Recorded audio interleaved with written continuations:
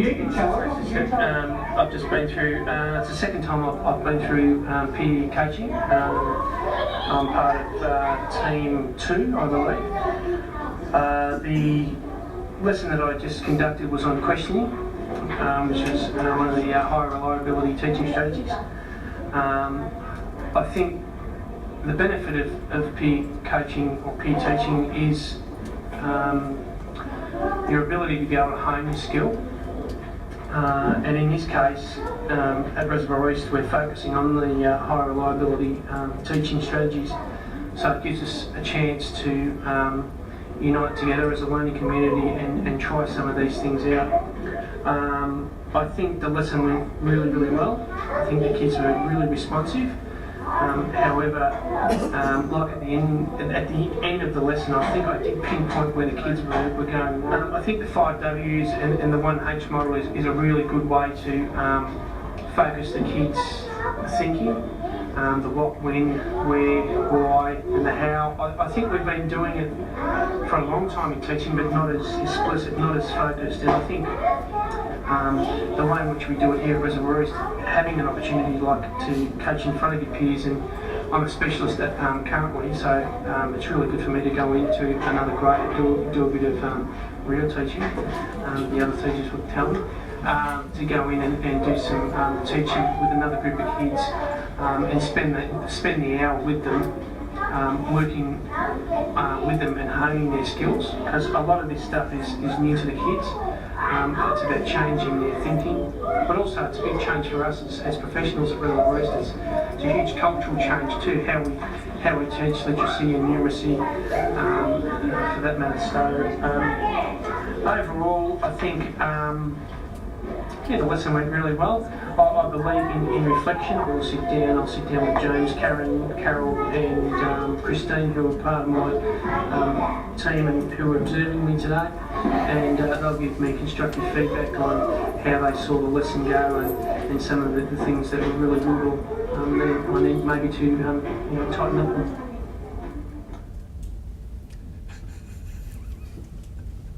on. We're way beyond the warm fuzzy approach now. People know that we're not coming into their classroom to ridicule them or anything like that, but we need to start challenging about some of the things that are happening in the classroom. So that will be on top of that. Where would you go next? I'd probably take your advice on maybe breaking it down. Definitely breaking it down into smaller chunks. So I can see it now. I didn't see it when I was doing it. I thought the kids were, they were enjoying themselves. They were enjoying it. I think they did get the idea in the end, but I think definitely breaking it into... It's a really fabulous process, and I've spoken to lots of people about it, and I think that our staff have grown not only personally but as a team and as a staff together, and I think it's one of the really good things that we do and share with each other.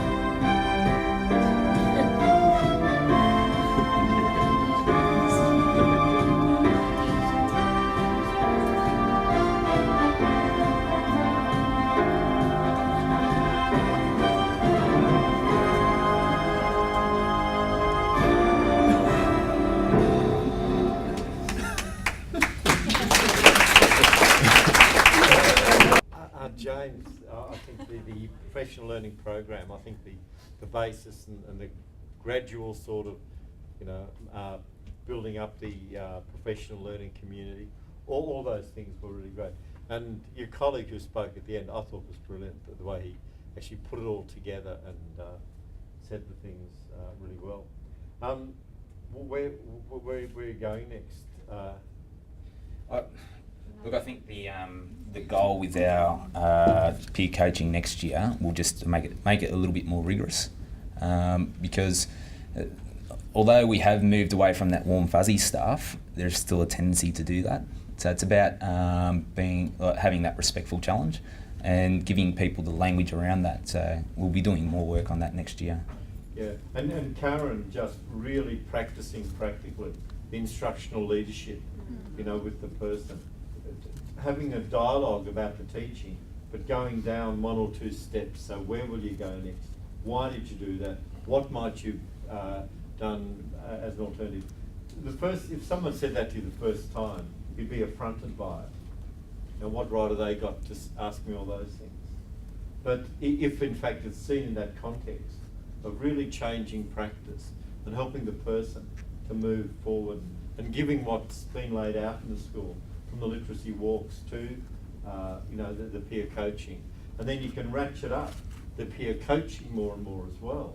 And again, that can initially be just doing particular actions, but then it can be starting to reflect on the actions and starting to talk about what ifs, other parts of the actions. And all of this takes time. And I think the most important thing that James has said was, I think, trust and respect. Professional trust and professional respect for each other are the two, and they need to be done. So they've actually got to be done. But by doing those two things, you can build that up more and more. And anyone new coming into the school will almost immediately see that in the P&D culture. They'll trip over it. That there is this, respect and trust for it. So in terms of, your data and moving on.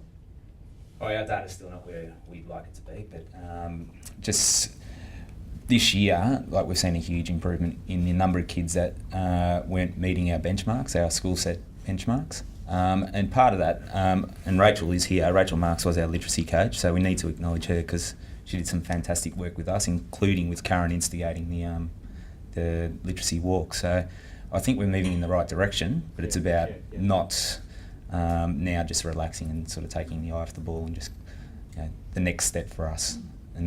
And like all things at our school, because we're a small staff, we get to negotiate that and talk as a group. So yeah. And taking the data at any point and saying, okay, what does it mean for the next step in the teaching?